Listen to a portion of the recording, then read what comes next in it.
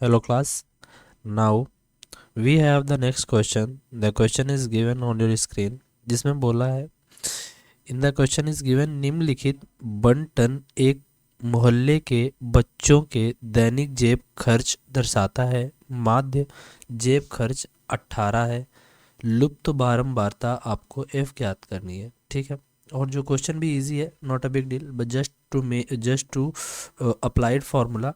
देखो जस्ट आपको क्या करना है, बस आपको फार्मूला अप्लाई करना है। फार्मूला क्या होता है?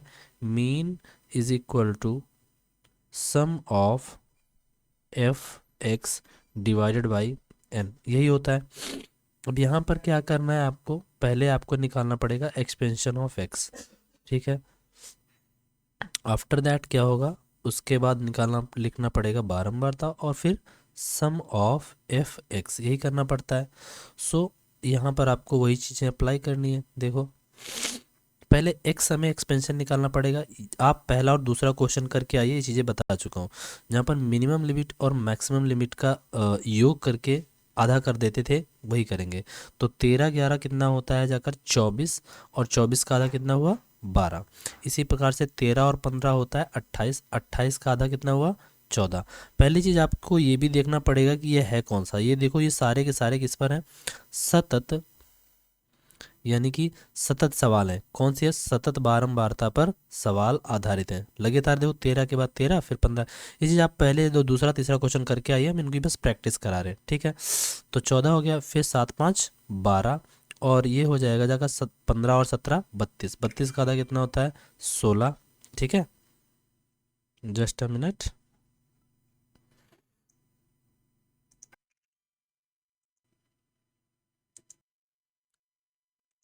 देखो x 12 14 16 यहाँ तक आ गया, यानी इतना कैलकुलेट कर लिया। आगे क्या है?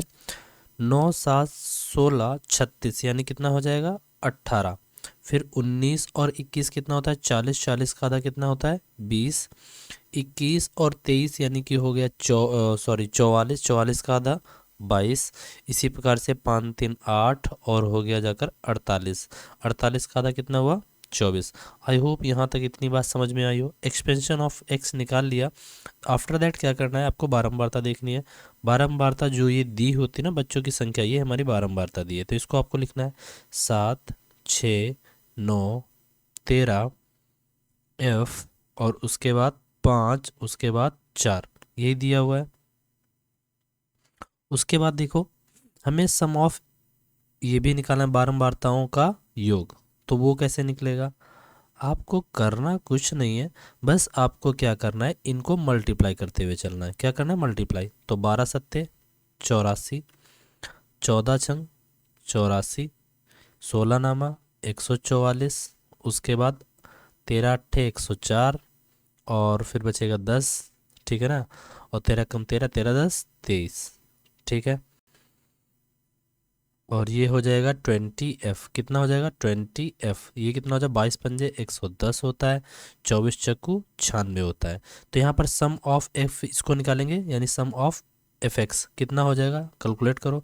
4 4 4 4, तो 4 चक्कू 16, और 16 16 यहाँ सिफर, और 16 6 22। ठीक है, तो 22 का लिखेंगे 2, कैरी कितना मिल गया 2। 8 8 16, 16 4 20, 20 3 23, 23 हो गया ना। 23 और 23 के बाद 23 1 24, और 24 2 26, और 26 4 30 5 35, 35 का 5, कैरी मिला 3। ठीक है, उसके बाद 1 2 2 4 1 5 5 3 8 8 1 9, कितना हो गया 9। बात समझ में आई? 952। लेकिन ये 20 एफ को आपने कैलकुलेट नहीं किया, क्यों? क्योंकि ये एग्जैक्टली कोई भी नंबर नहीं है कि एफ तो कोई ना कोई एक वेरिएबल संख्या है। तो यहाँ पर क्या करेंगे 952 प्लस 20 एफ। आई होप इतनी बात आपको समझ में आई हो, और ये इतना ही हो जाएगा हमारा सम ऑफ एफ एक्स। अब हमें एन कैलकुलेट करना है, तो एन कैलकुलेट करो। तो कैसे कैलकुलेट करेंगे? 7 6 13, 13 दूनी 26, 26 4 30, 5 35, और 35, और 35 5 40, 4 44, कितना हो गया 44। यानी एन हमारा जो निकलेगा 44, और उसमें आपको ऐड कर देना है एफ। किसको कैलकुलेट कर देना है? एफ को ऐड कर देना है। आई होप इतनी बात यहाँ तक आपको समझ में आ गई हो। ठीक है, बस आपको यहाँ पर इसका योग करके और ये लिख देना है 44 प्लस एफ, ये हो गया हमारा एन। बात समझ में आई? बस आपको यहाँ फॉर्मूला में रखना है। और यहाँ पर बोला भी है कि जो उनका माध्य जो जेब खर्च है, माध्य क्या है, एक just a minute just a minute just a minute. अब आपको क्या करना है, बस आपको ये फॉर्मूला आपको क्या करना है, अप्लाई करना है।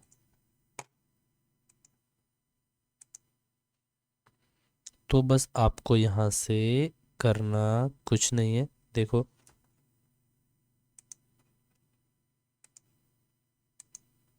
बस आपको यहाँ पर क्या कर देना है, जस्ट फॉर्मूला लिखो। m बराबर, m की वैल्यू यहाँ पर कितना दिया हुआ है, औसत जो दिया हुआ है माध्य जेब खर्च दिया हुआ है 18 रुपये। कितना दिया हुआ है, 18 रुपये। बस आपको यहाँ पर यही चीज़ लिखनी है। देखो कैसे लिखना क्या है आपको, यहाँ पर पहले लिखेंगे क्योंकि मीन हमारा कितना दिया हुआ है, 18 रुपया खर्च। और सम ऑफ एफ एक्स कितना दिया हुआ है, यहाँ पर दिया होगा 952 डिवाइड प्लस और इसके बाद 20 F divided by N. N हमारा कितना दिया हुआ है, 44 प्लस एफ। कितना दिया हुआ है, 44 प्लस एफ।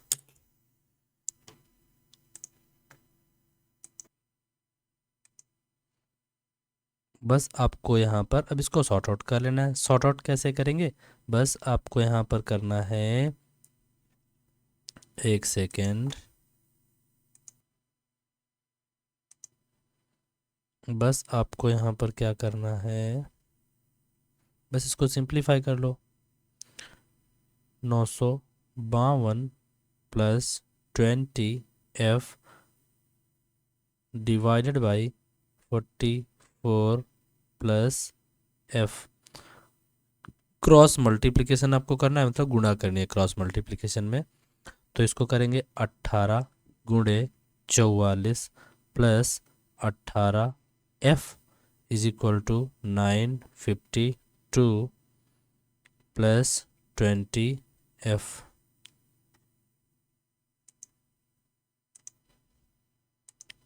अब आपको क्या करना है, अब आपको बस सिंप्लीफाई कर देना है। देखो 18 की 44 से जब सिंप्लीफिकेशन करोगे, पहले आपको क्या करना है, इनको इधर इस वाले इक्वेशन को हम इधर लिखेंगे। ठीक है, तो 18 चौक 72, कैरी मिला 7, 18 चौक 72 और 72 8 80 होता है, तो यहाँ पर हो जाएगा 792।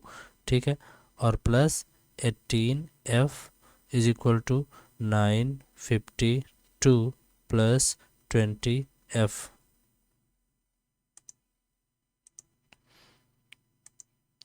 अब बस आपको 18 देखो उधर चले जाएंगे और ये इधर 20 है, तो हो जाएगा कितना, हो जाएगा 20 एफ में से 18 एफ चले जाएंगे, हो जाएगा 2 एफ। ये तो गड़बड़ हो गया है, कुछ मिस्टेक हुआ है क्या, एक second just a minute. 952 plus 20 F,